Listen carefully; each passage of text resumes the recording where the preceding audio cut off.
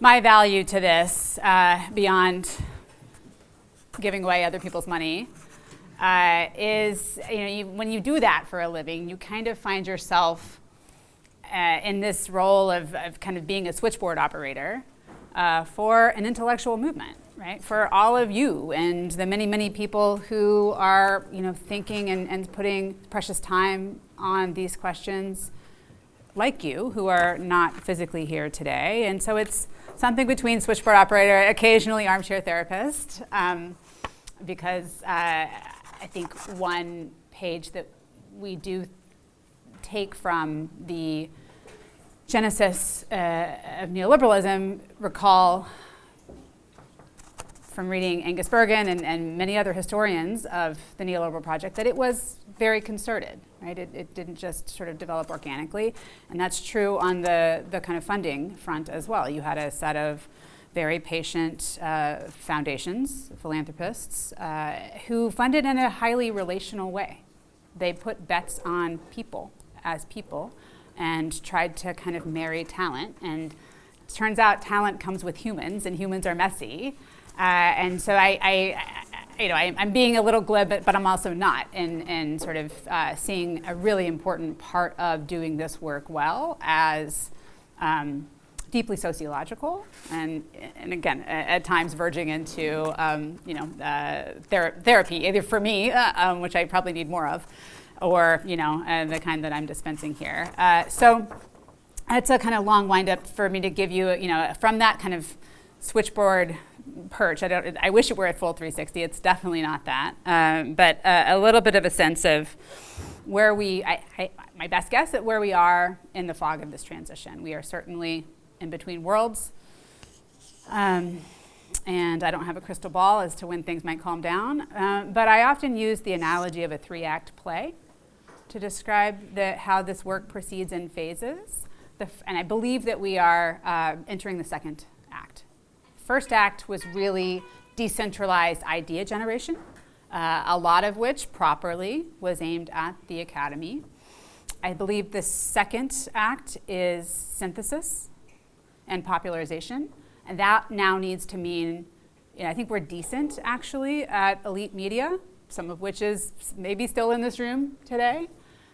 We, like everybody else, need to figure out how you penetrate the information diets of average Americans. I will admit that I'm going to speak from a bias here of how this project is going in the US. We fund both in the US and outside the US, and Hewlett is committed to a fault, to a very lean staffing model. And so largely at this point in the work, our efforts outside the US have taken the form of a fund that my partner in crime, the person who had my role for my time in the Biden White House, a guy named Brian Kettering, Gary mentioned him earlier, known probably to many of you, now leads something called the Global Fund for a New Economy, and the idea is essentially to be a bit of a clearinghouse for, and tailwind for this work outside of the U.S., focused on Europe and several initial, a cohort of 8 to 10 Global South countries. So if that is your concern, you should actually go find him. And I can help with that. So with the kind of caveat and apology that this will sound skewed toward the U.S. because it is,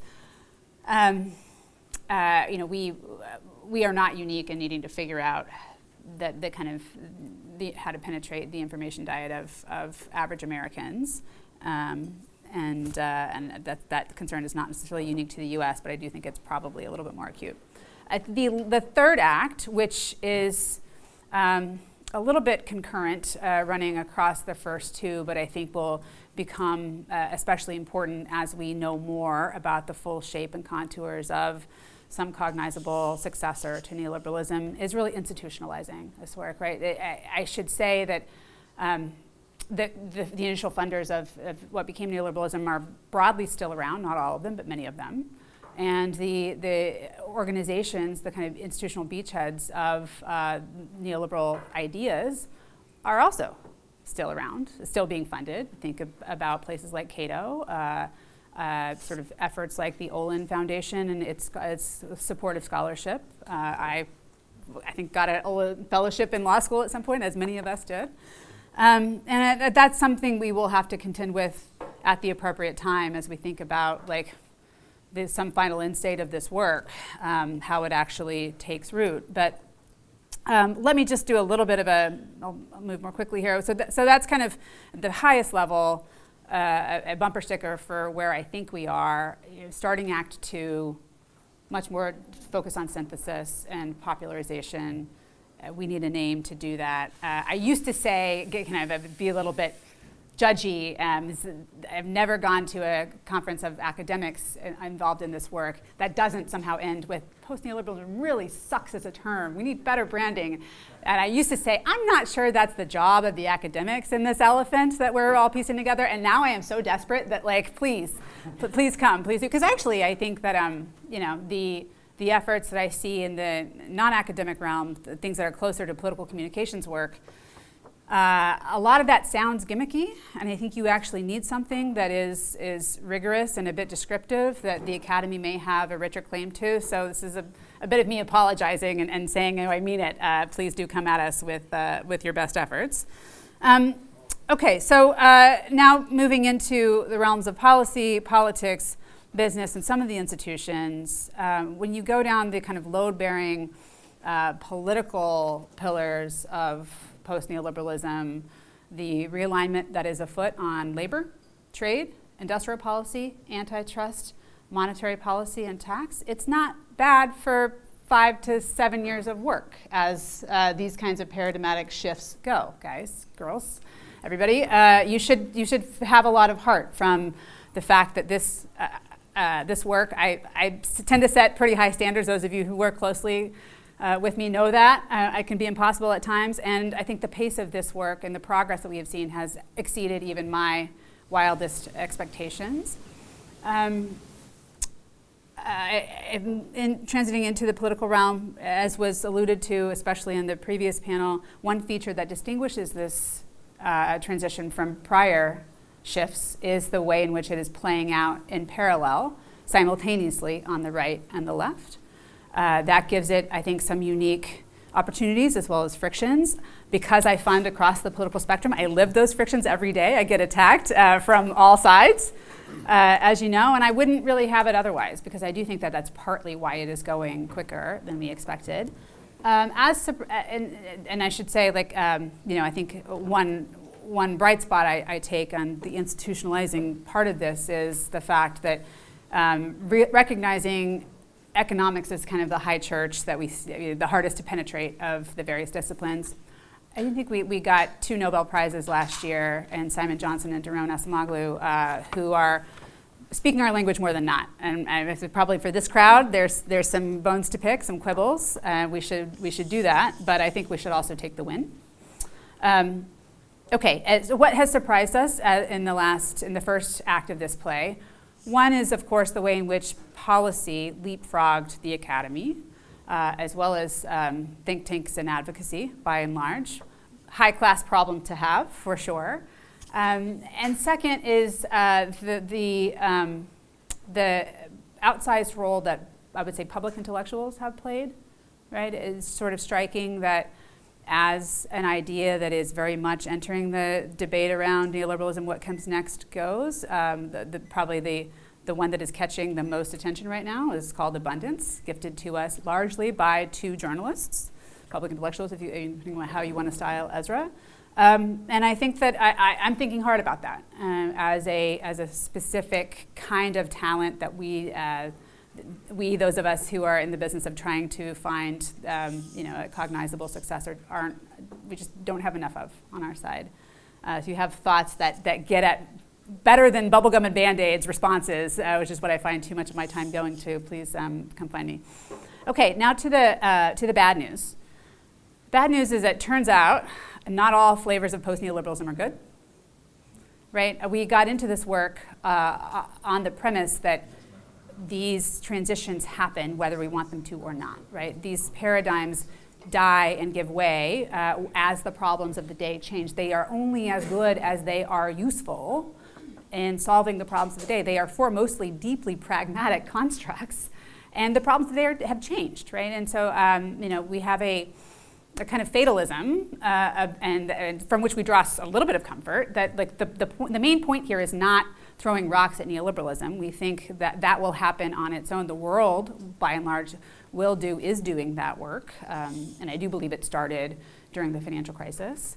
But these shifts are dangerous, they're turbulent, they're scary. And as Keynesianism was coming into its own, hardly clear that it would win out, right, over the winds of fascism and far darker alternatives that did actually take hold and win out in some places.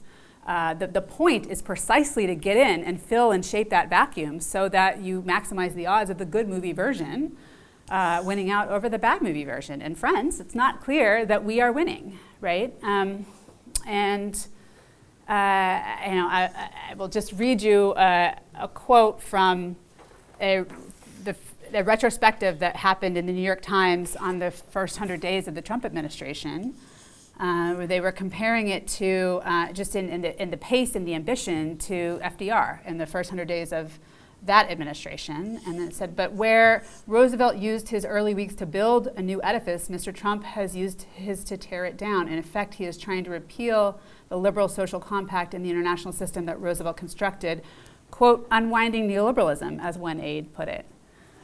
Which elicited the predictably snide remarks, thanking the Hewlett Foundation for all of the winning it's doing in unwinding neoliberalism. But it does punctuate the point that there is an urgency and a need to really focus on really bringing about a cognizable story that hangs together as a story. And this work is now made harder by the way in which the bad movie version seems to be giving us a run for our money, and that it has, of course, elicited a very understandable sort of knee-jerk response, reactionary tide, if you want to call it that, to try to clutch neoliberalism as a set of answers, right? So now we are up against a kind of two-front project, trying to outpace the bad movie version on one hand, and also try to kind of deal with a set of, I think, pretty understandable, almost inevitable responses, seeing what can be dusted off and reclaimed out of neoliberalism. And I think the short answer there is that you judge all of these paradigms, including neoliberalism, again, by the problems of the day. It still has no answers for how we will decarbonize in the time that we have left, how we will deliver faster, fairer growth, how we will shore up the social solidarity. I'm kind of, doing my best Durkheim here, that is upstream from democracy. That's the test, all right? The world needs to vote with its feet. And the best we can do, certainly we as the Hewlett Foundation, would not arrogate for ourselves the role of, being the one to stitch together, the tablets and bring them down from the mount here. And nor is it clear that you all will get to do that either. I hope you will. But ultimately, it's the world that, and then countries, nations that will decide this. And so, we do need to respond, and I think, frankly, a little bit more rapidly than I see happening on its own, to some of the, what I think are probably the last gasps of neoliberalism. But I think actually the Academy is not paying enough attention. Actually, one of the participants who was here today, I will leave him unnamed. It is a man, someone whom I look up to a lot. I sent him. David Brooks wrote a particularly vexing piece last week, and I sent it to him, and he was like, I don't know anybody who takes this strain of argument seriously. It was essentially a piece of revisionism suggesting that actually, like, a lot of the wage stagnation of the last 20, 30 years, it wasn't really that much to see, and that's the basic move you're seeing a lot with this strand of argumentation. And I think in that idleness lies danger. So that's a bit of a call to action to those of you to kind of pay attention a little bit and respond where you can to some of these, kind of basically neoliberal moves that are rowing in the direction of downplaying a lot of the problems that neoliberalism created, or at least exacerbated over the last 20, 30 years in particular. Okay, now quickly to some, so that was the bad news. We got through it without too much blood on the floor. Now some homework and some suggestions on how to do the homework. I would point out two big projects that feel largely undone, underattended to right now. One was touched on in the previous panel, which is essentially what of liberalism after neoliberalism. I think that my prediction is that this debate is early days. It will get going, and you will see two flavors take hold. One is an attempt to revive liberalism. We are supporting some of that work. Boston Review, which is a literary, sort of an intellectual magazine known to probably many of you, has its 50th anniversary coming this fall, and it's going to feature I think a philosopher here, Leah, whose last name I'm going to butcher, Ippy, will write a piece sort of trying to figure out what to make of the current state of liberalism and whether it answers the mail of the kind of problems of the day with a set of responses. And I suspect that she will not be the only person kind of trying to do that work. And I think that there's fertile ground there. Another pop quiz. This is a Who Said It. I'll read you only part of this quote. This is from 1998. One question the Europeans should ask themselves, if I may hazard a suggestion, is how far-reaching they want their union to be. It seems to me that much would be lost if the European Union became a federal union like the United States. Here there is a common language of political discourse and a ready willingness to move from one state to another. Isn't there a conflict between a large, free, and open market comprising all of Europe and the individual nation states, each with its separate political and social institutions, historical memories, and forms and traditions of social policy? Because it goes on to suggest a lot of skepticism around the European Union, not least because it always ends in some form of trickle down. Any guesses who said it?